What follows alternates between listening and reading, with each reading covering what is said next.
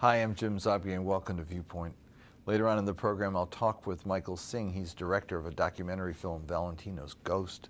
But first, I want to welcome Trita Parsi. He's co-founder and president of the National Iranian American Council, former public policy scholar at the Woodrow Wilson Center. He served as foreign policy advisor on Middle East issues to former Congressman Bob Nye, and authored an award-winning book, Treacherous Alliance: The Secret Dealings of Iran, Israel, and the United States. His latest book is called A Single Roll of the Dice, Obama's Diplomacy with Iran. It's an analysis of diplomatic outreach and negotiations between the U.S. and Iran during the early years of the Obama administration. I want to thank you for joining us. Thank you for having me. I want to thank you for writing the book, too, because it is,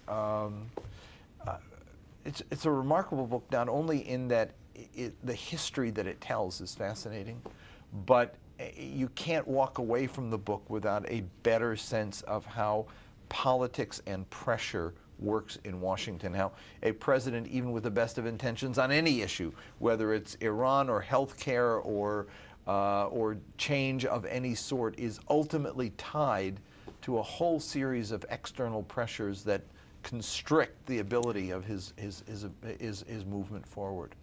Absolutely, and I think it's a reality here as well as it is in Iran for different reasons, but it has an outcome that is similar, which is that the two sides get paralyzed. Their maneuverability and their ability to sustain an effort to change the pattern of the last 3 decades is very, very difficult. Yeah. And Obama is a victim of this, as have other presidents been. But in his case, he made the boldest step in the beginning of his presidency.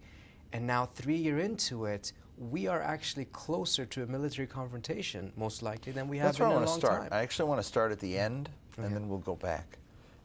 Because the question is, are we moving inexorably toward war? There are structural factors that have not changed since Bush came into power. There are tensions and real problems between the United States and Iran, and it is unrealistic to believe that these problems can remain in place unresolved without morphing into something more dangerous. So the status quo is not motionless. It is a gravitation towards a conflict. But the reason I would say right now that we are sensing this huge hype and very high tensions and the likelihood of a conflict are partly because the pressure from Israel and the threats from Israel to take military action, something that the U.S. military is quite opposed to, and I think the Obama administration is opposed to as well.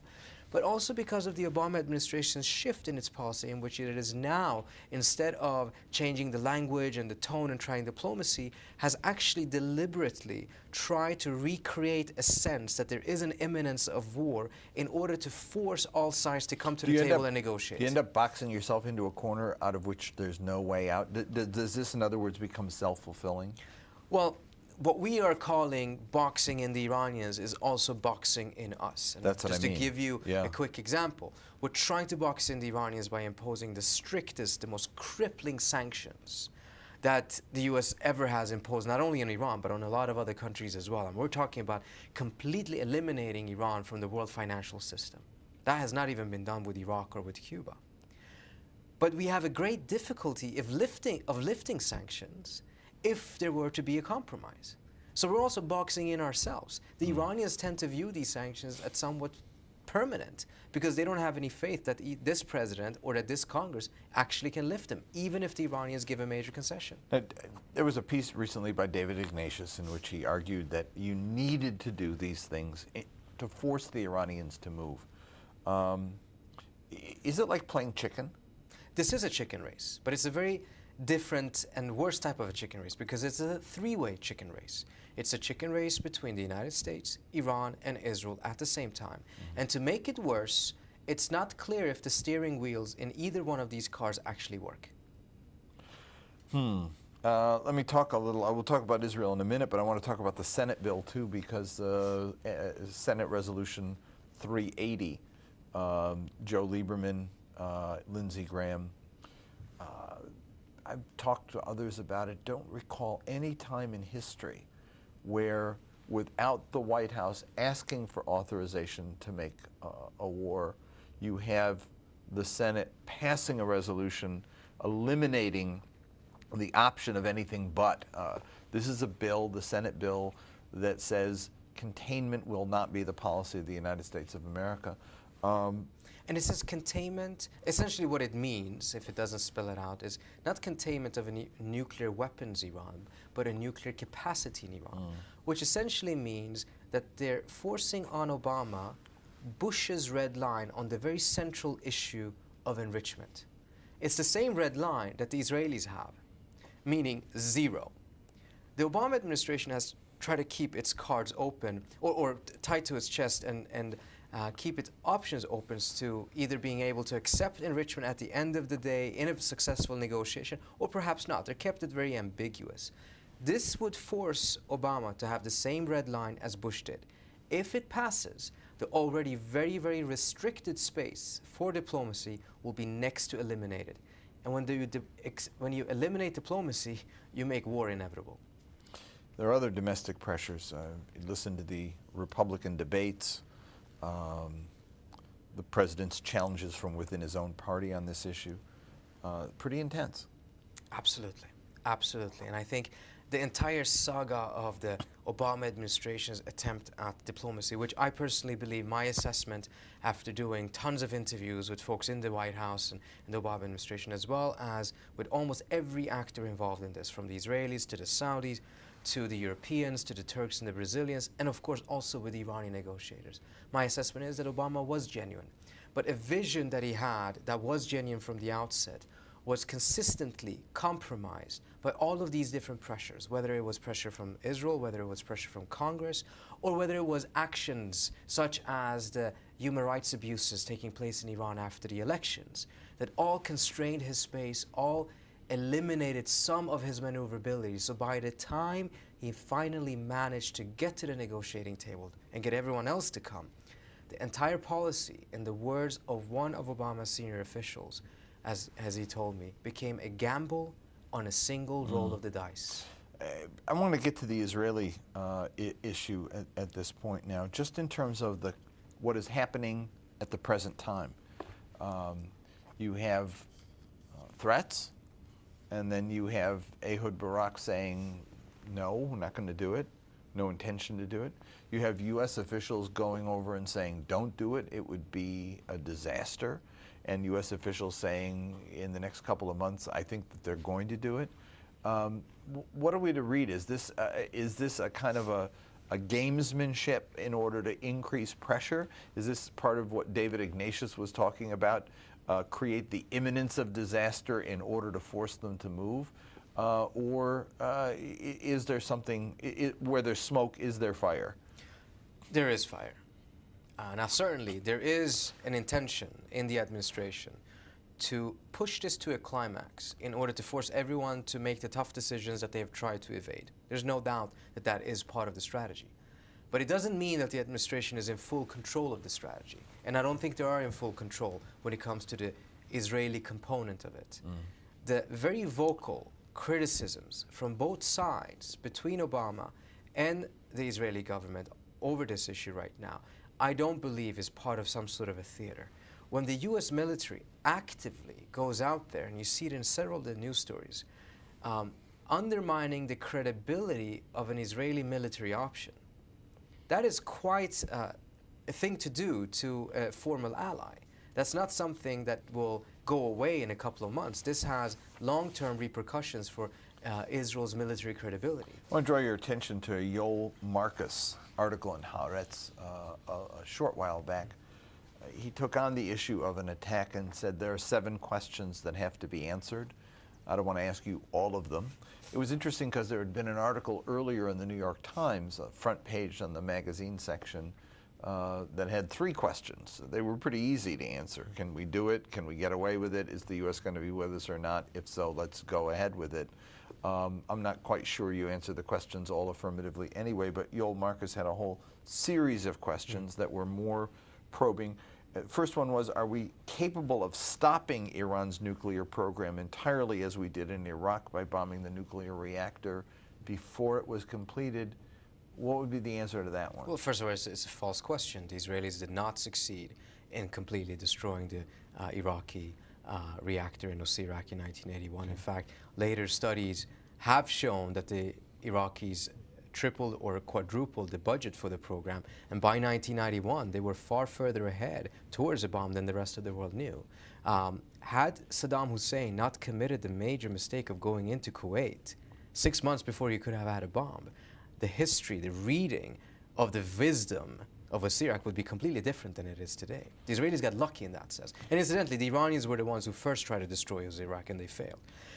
But even if we assume that the current narrative is correct and that this was a success, the U.S. military's read is that the Israelis cannot do it in such a way that it would be successful in the long term, because at best it would push back the program 2 or so years, while quadrupling the Iranian determination to get to a bomb and get to a nuclear deterrence in the medium or long term. So it would actually increase the likelihood of an Iranian nuclear weapon down the road. The rest of the questions deal with the reaction, both worldwide reaction, reaction from America, and reaction also in terms of what Iran might do in response. Let me talk to you about that for a minute, and that would be the consequences of such an attack, either by the U.S. or by Israel, or by both. What might they be? I think it depends on who does it and how much the damage is. If the Israelis do it and they're not particularly successful, then I think there is a likelihood that the Iranians would actually play the victim card. They would threaten to remove themselves from the NPT, invoking Chapter 10. There might be some retaliation against the Israelis worldwide in their asymmetric warfare. But it may not lead to that very, very large war that oftentimes is believed.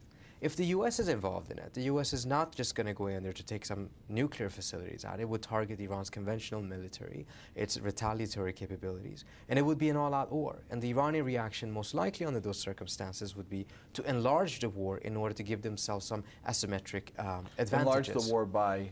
By making sure that the theater of war is not Iran, but it's the entire Middle East. Yeah, and they would use allies. They would use allies, they would use proxies, they would use other type of assets that they have throughout the region. And I think the U.S. military is quite aware of this. It's not as if the U.S. military is afraid of Iran's military might. The U.S. military is quite aware that particularly after the Arab Spring, when we have far more moving parts in the region, your ability to predict the repercussions of this large military intervention is even less than it was before. And even before it was disastrous. There is a covert war going on right now.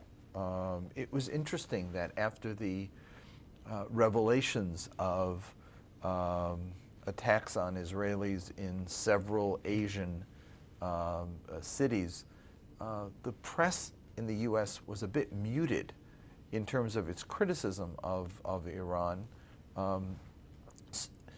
suggesting that these were retaliations, in a sense, for the Iranian nuclear science. In other words, there's an acceptance that this is what's going on. The Israelis are attacking here, the Iranians are attacking there.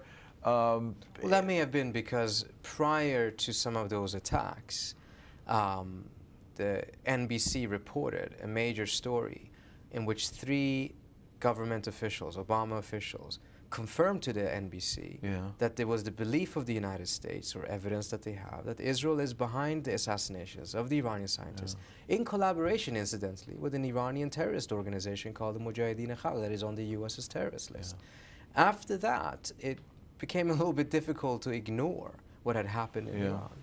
So the outrage was a bit muted. I don't know if the outrage was muted, but I think people were realizing that if we pursue a strategy of trying to maximize pressure, there is a likelihood that perhaps the Iranians would capitulate. But there's also a likelihood, in my assessment, a greater likelihood that the Iranians will escalate in turn. Does this become a trigger? Is this a potential trigger for conflict? It is, though I would say that I think both the United States and the Iranians are showing a certain level of restraint right now.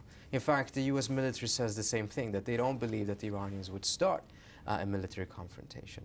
The Israeli factor is different, however, because the Israelis fear a successful negotiation between the United States and Iran more so than a military confrontation, because their fear is, and Israeli Deputy Defense Minister told me, Foreign Minister told me that, and I quoted him in the book.